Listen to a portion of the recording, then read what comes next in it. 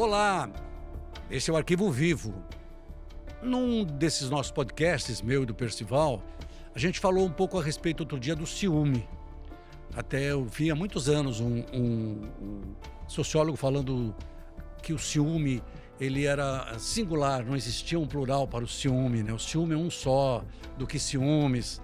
E a gente vai contar aqui hoje uma história de ciúme ou ciúmes de alguém que, achando que não queria dividir uma pessoa que estava com ela, decidiu, num plano macabro, matar uma pessoa e depois tentar matar outra, achando que ia sair impune. Ciúme, exatamente, ciúme no singular. Uma mulher tem um companheiro que teve um relacionamento anterior.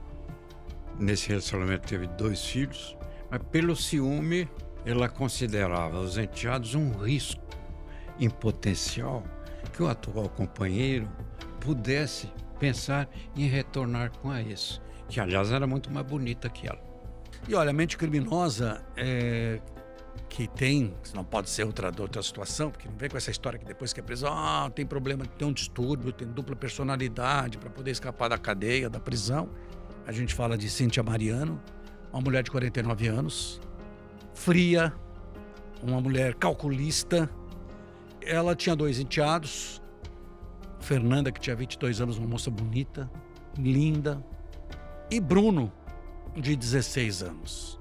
E aí, neste plano dela, plano criminoso, o que ela fez? Ela decidiu matar os enteados por envenenamento. E achou que por envenenamento ela praticaria um crime que não seria descoberto. Ou seja, o que ela usou, chumbinho, aquele veneno de matar rato.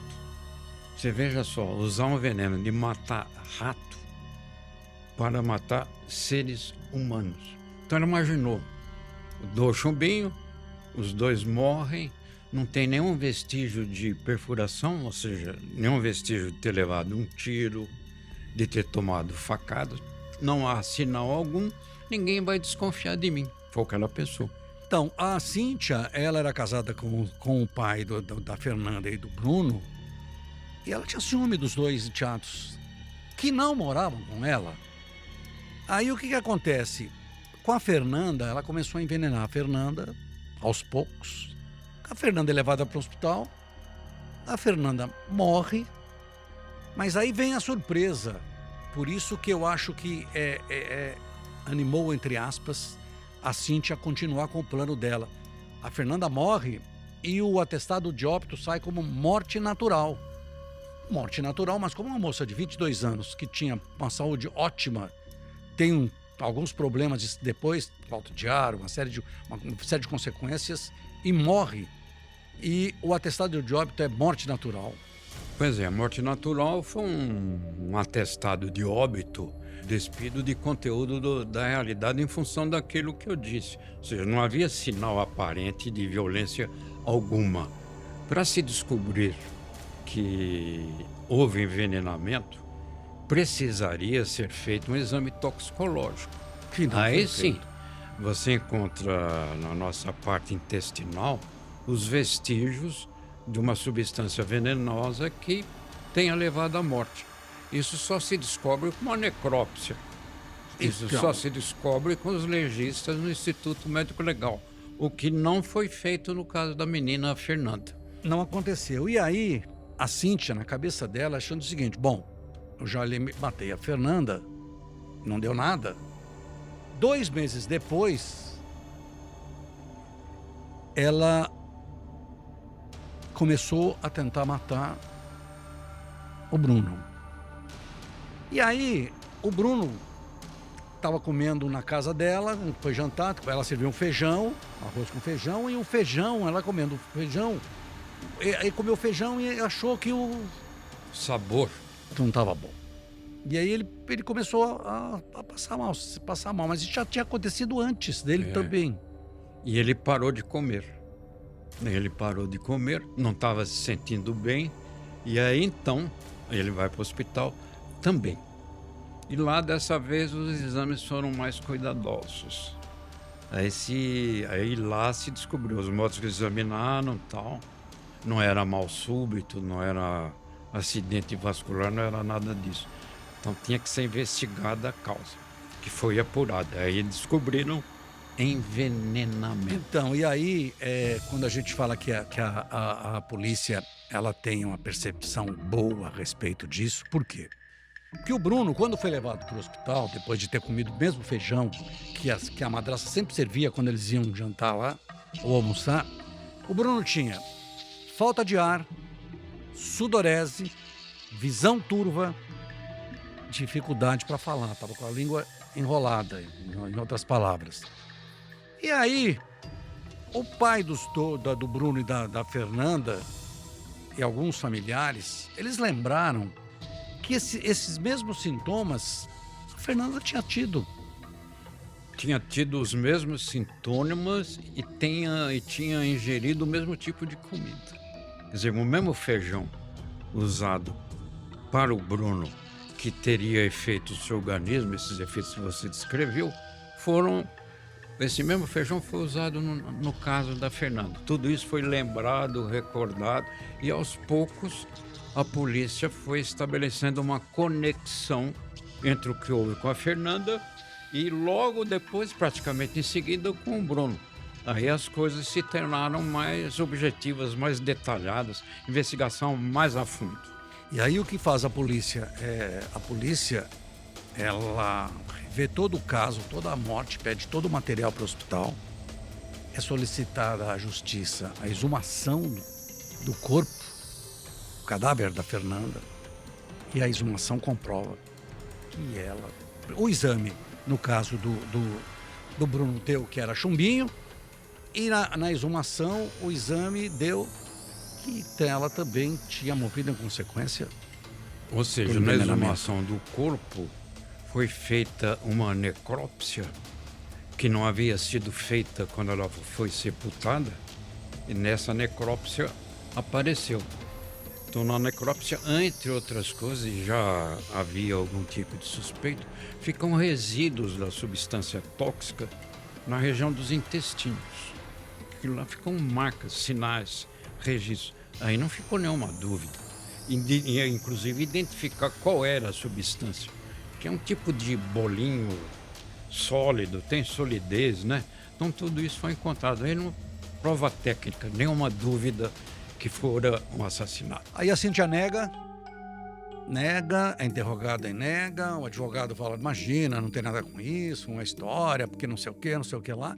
E a Cíntia, ela tem 2 filhos, são de um outro casamento, de um outro relacionamento, são filhos biológicos dela. E eles falam, olha, incrível isso. É uma coisa assim, para se estudar, porque geralmente o filho defende a mãe, defende o pai. Os 2 filhos dela contaram para a polícia que a mãe tinha envenenado. Aí nós temos aquele negócio, não, Lombardi, você vê que é uma coisa engendrada.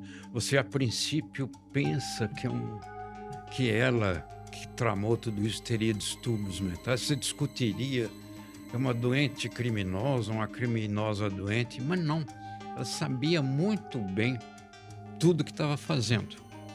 Quer dizer, o ciúme doentio, quer dizer, cria fantasias, cria delírios, cria imaginações. Tudo isso levou ela a imaginar que os enteados fossem um obstáculo para a vida dela, que podiam significar um retorno, potencialmente falando, ao relacionamento anterior. A Fernanda e o Bruno não tinham nada a ver com esses delírios. Ela foi morta e o menino escapou da morte por função de um verdadeiro delírio.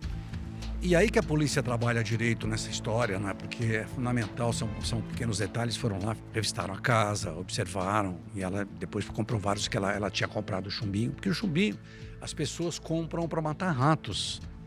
E tanto é que chegou a ser proibida a venda, porque estava utilizando para outras coisas, menos para matar o animal, o bicho, né? O rato. E a polícia começa a fechar o cerco. No começo ela nega. Recolheram parte comida, o que tinha lá, uma comida. A perícia fez uma série de análises a respeito da comida que ela fazia. até que vai aperta o cerco e ela acaba admitindo. Exatamente.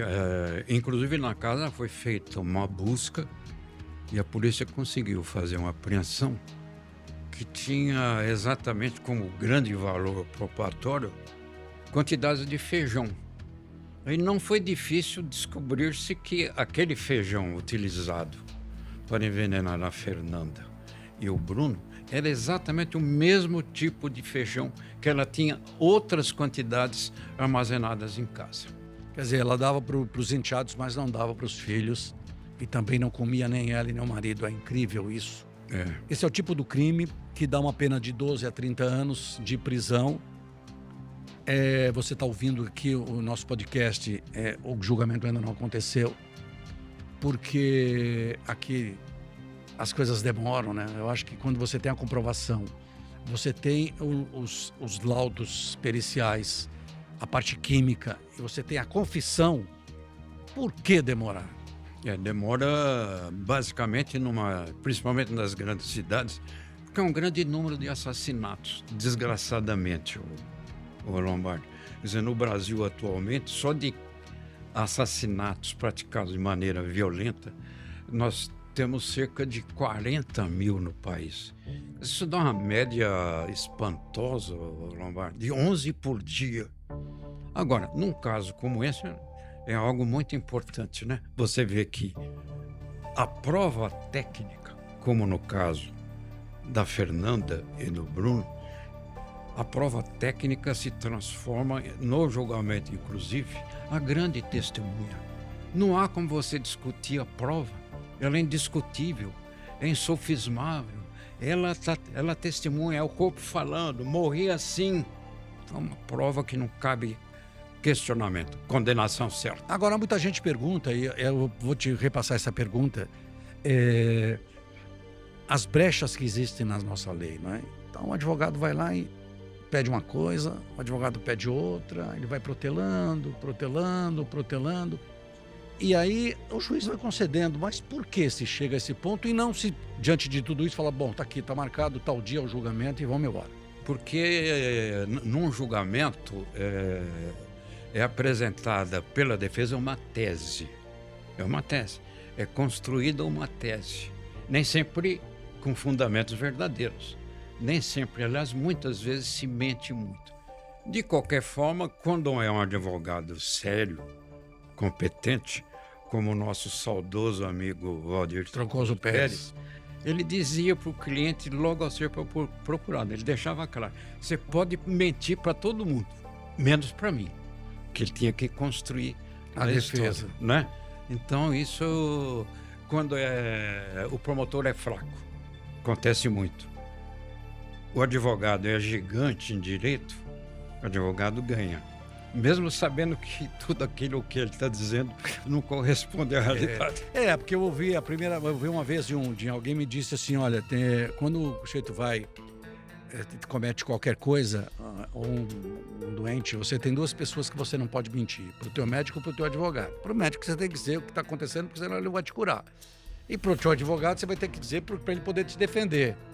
E tem advogado como esse criminalista que o pessoal falou, do Valdir Troncoso Pérez, ele mudava a história. Ele absolvia. Na época que tinha, matou por o crime passional, como é que era? Era legítima defesa da honra.